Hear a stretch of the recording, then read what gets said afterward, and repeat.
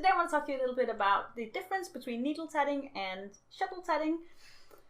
I realize that this is a touchy subject for some people, but I will say that this is just sort of an overview of the differences. I am not trying to say go for this or go for that. Personally, I do prefer the shuttle because I think I have more control and it's a little bit easier to do complex things, but I have heard people make the same argument for needle tatting, so we'll just look at the differences and you will make your own conclusions. Let's do this. So to begin with, we will look at needle tatting, and to be honest, I wish I would have started with needle tatting because for beginners I do think this is an easier way to get into what the actual principle behind this thing is. Because when you have the needle, what you do is you make the knots onto the needle, and then you pull the needle through, and you have yarn on this, so when you pull it through, the knots will go onto the thread. This will then allow you to manipulate what you've done into some sort of shape, and you'll make the lace that way. And this just gives you a better overview, first of all, of what you're doing. There isn't this strange thing where you have to shift the knot around that you have to do in shuttle tatting.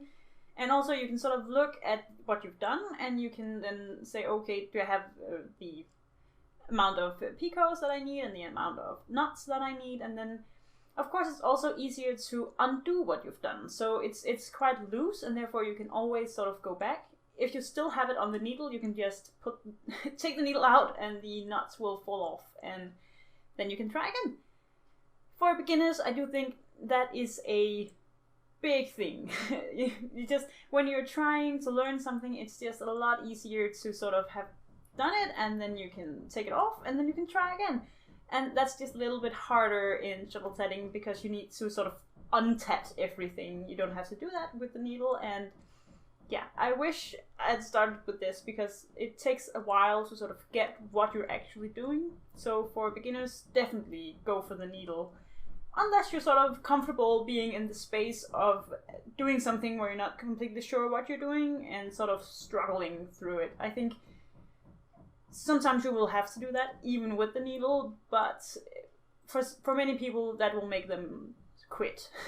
So definitely, to make your life easier when you're beginning, go for the needle. But I will say, in the long run, I also am happy that I started with the shuttle and sort of went through it and got better at it. Another thing that is a lot easier with the needle is to join. Joining in shuttle tatting is sort of an issue for a lot of people, but with the needle you can really do the easiest join ever, and that is just to put the needle through the picot you want to join to. I wish there was such a thing in shuttle tatting, but there's not, and you can also do more complex joins with the needle. You can really take this from... This is perhaps what it is. With the needle, you can start as a super beginner and you can go all the way up to expert. With the shuttle, you sort of have to... You can't do the bottom part of it. You have to start at sort of a little bit better. That isn't like an entry-level shuttle tatting. It's just... That is only with the needle. But with the needle, you can also go all the way up. You can do as complex things with the needle as you can with the shuttle. There really isn't a limit to what you can do. It's just easier to begin, and then you can progress and become better. Another kind of bad thing about the needle is that you have to have the right yarn and the right needle. So you will have a lot more equipment with the needles because this is quite thick, and then I have thick yarn that goes with that, and I also have the thinner ones. You can't see them now because they're so thin that the camera doesn't pick it up. But if you want to use a different yarn, you have to get the exact needle for it, because you're making the knots around the needle and then pulling the needle through. Therefore, the knots will always be bigger in needle tatting. And personally, I find that to be quite annoying because it makes the result a little bit less tight and sort of nice. And that is perhaps just a preference of mine. But it does mean that you have to match the needle and the thread. If the thread is too thin, and then it'll be really hard to pull through, and you might even snap the thread. If the needle is too thin, meaning that the yarn will be too thick, then you will get sort of loose knots on a string and it will look bad and just, yeah. So that is definitely a challenge for needle tatters, but one that you can definitely overcome if you work with it. But you do have to have all of the needles for all of the types of yarn that you want to use. So let's talk a little bit about the shuttle. When you're working with the shuttle, there will be a time when you're beginning where you just can't produce anything that looks nice. It's a fact of life. You just have to get through it, and when you get to the other side, you can sort of make amazing things when you get there.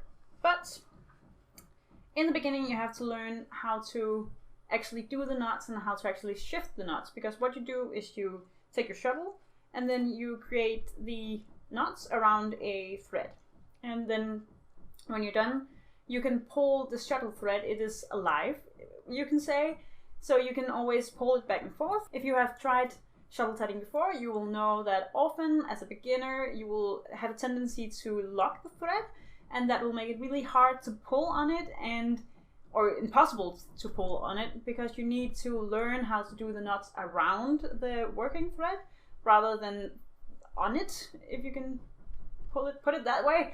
And it's just hard to learn how to do this live thread, but it's possible, and it's not super hard. It's just harder than with the needle.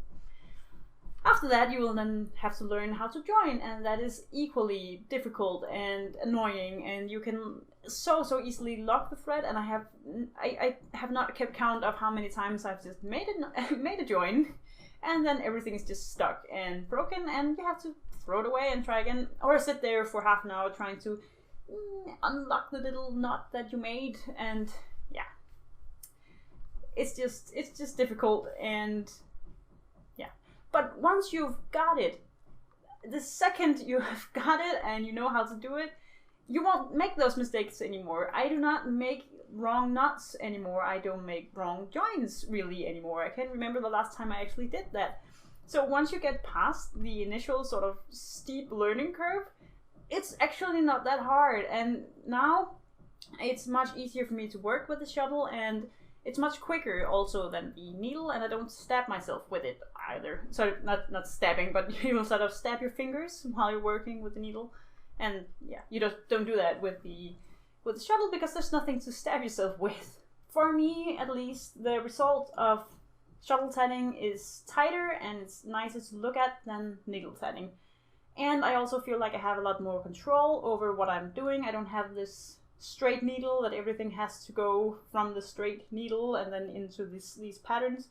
I can just work in rings and chains as they are. I'm not sure that it's actually a problem for other people, but for me this is a big thing. Also, when you're working with the shuttle, you can use whatever yarn you want to. I have shuttles that I use for thin yarn and shuttles that I use for thick yarn, but those are the only two I'm actually working with.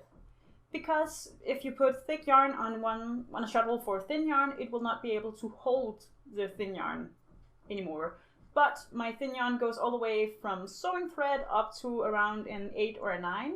And then I have the thread that I would otherwise be using for crocheting, and that goes on a different set of shuttles. So for me, it's just a little bit cheaper, but realistically, it's not very expensive tools. In the end, you don't have to invest a lot in this.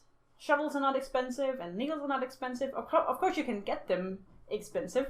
There are lots of places where you can get sort of specialty shuttles in metal or wood or other things, and I'm sure it's the same for the needles. But if you're just a beginner and you just want to try it, it's really not a big investment, and if you want to, you can try both. The yarn is probably going to be the most expensive part of this.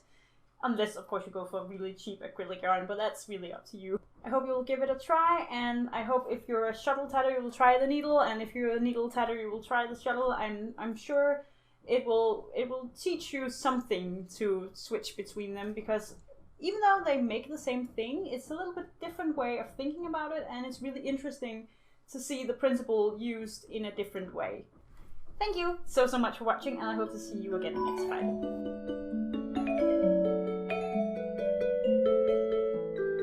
Lots of expensive shit, especially and